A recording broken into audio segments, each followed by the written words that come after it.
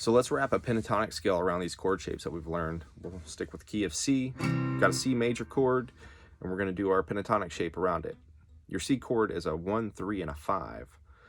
And you've got a 1, 2, 3, 5, 6, and a pentatonic scale. So you've got 3 of your 5 notes in this shape. So that's your visual representation of this shape and scale system. So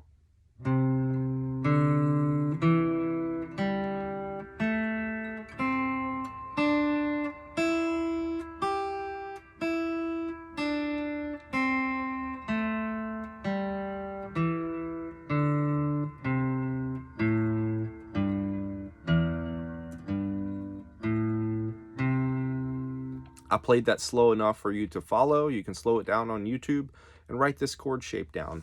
We'll play it again up here on the 12th fret. So this is the C shape. We're going to do the C shape again up here on the 12th fret. It's the same shape. You just have to use your index finger to accommodate for the nut, you know, but it's still the same shape.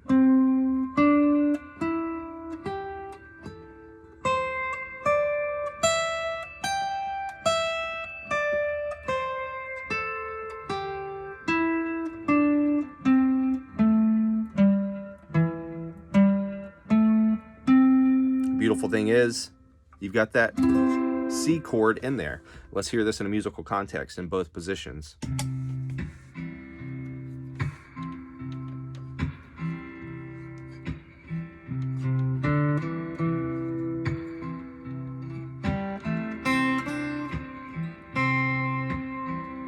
When you're playing with a scale,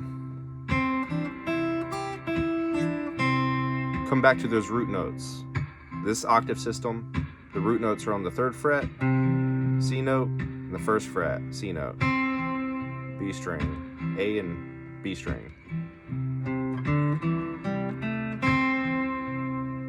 Come back down.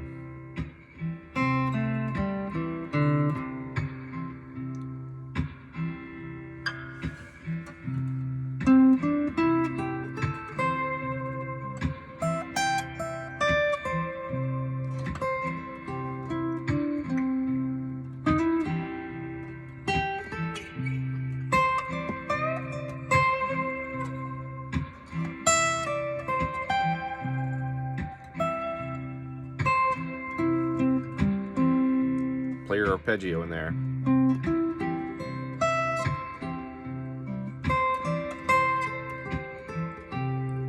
The key is, the chord is your home base. You can come back to any of these chord tones and it's going to sound resolved.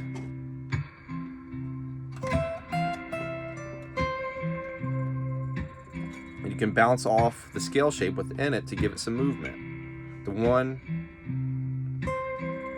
you can use the 2 to slide to the 3 and back to the 1. You hear that all the time.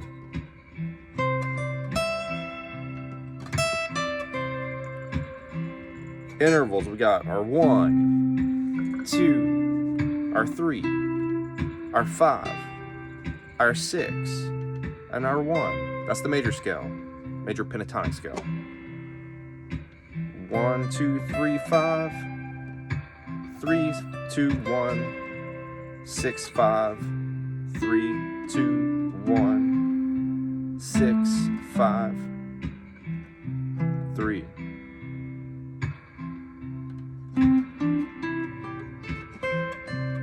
So just practice coming up and down the scale if you're not used to it.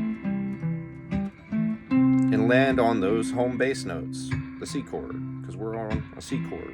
That's what you do. It's matching shapes. That's all this stuff is.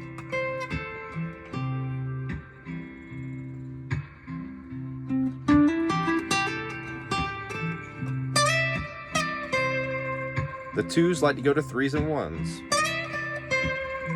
And the 6 likes to go back to the 5, I think, for the most part.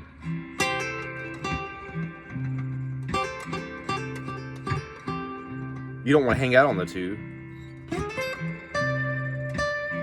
Here, it doesn't want to stay there.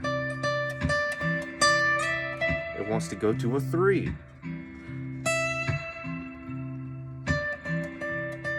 Not so good. It wants to go to the 1.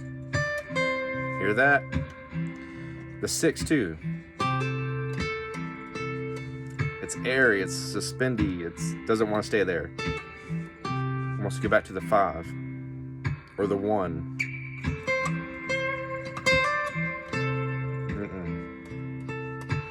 Yeah, back to the 1. Use them as passing notes. Cool thing is with the 3, you can go to the flat 3 right behind the 3 and slide into the 3. It sounds really cool.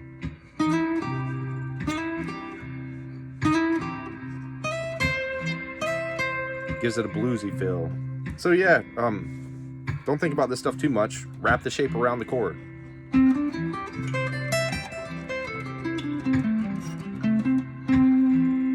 See that C chord shape in there. It's gonna be super helpful. Just do this 5 minutes, 10 minutes a day. Just visualize the chord, visualize the root system,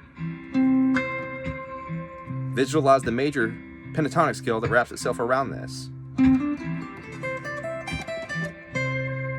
Dive in deeper. This is a 1, 3, 5, 1, 3, 5. Chord tones. You're going to use them all the time. You might as well go ahead and harden them in your fingers. Go a little deeper.